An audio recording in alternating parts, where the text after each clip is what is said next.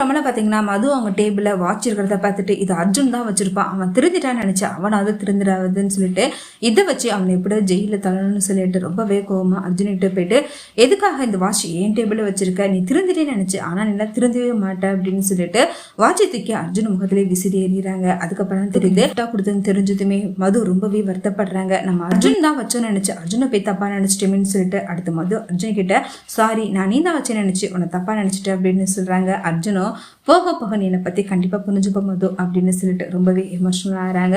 ஒரு பக்கம் கார்த்திக்கும் கஸ்தூரியும் அழுத்தமாக வீட்டு வாசல் வந்து நிற்கிறாங்க. அதை பார்த்துட்டு அவங்க அப்பா பயங்கரமாக ஷாக் ஆகிறாங்க, கத்துறாங்க. சரண்யாவும் வேகமாக ஓடியாந்து என்னாச்சுங்கன்னு சொல்லிட்டு பார்க்குறாங்க.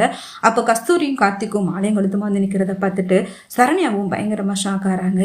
என்னடா காரியம் பண்ணிட்டு வந்திருக்கு, இது எப்படா நடந்துச்சுன்னு சொல்லிட்டு கேள்வி மேலே கேள்வி கேட்குறாங்க. கார்த்திக் வாயை திறக்க முடியாமல் நிற்கிறாங்க. அடுத்து கஸ்தூரியோட அம்மாவும் அப்பாவும் எல்லாரும் எங்களை மன்னிச்சிடுங்க நடந்துச்சிருங்கன்னு சொல்லிட்டு நடந்த விஷயம் எல்லாத்தையுமே அவங்க கிட்ட சொல்றாங்க. இது மாதிரி கஸ்தூரியும் கார்த்திக்கும் உயிர் காதலிச்சிருக்காங்க. இந்த கஸ்தூரிக்கு கல்யாணம் ஏற்பாடு பண்ணியிருந்ததையும் ரெண்டு பேரும் வீட்டு விட்டு ஓடி வந்த விஷயம் எல்லாத்தையுமே சொல்லிடுறாங்க.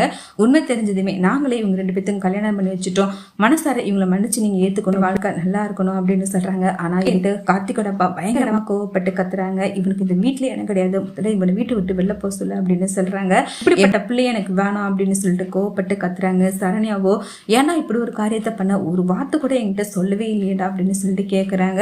ஒரு பக்கம் ஆதவ் அர்ஜுனும் அதை பார்த்துட்டு பயங்கரமாக ஷாக் ஆகிறாங்க.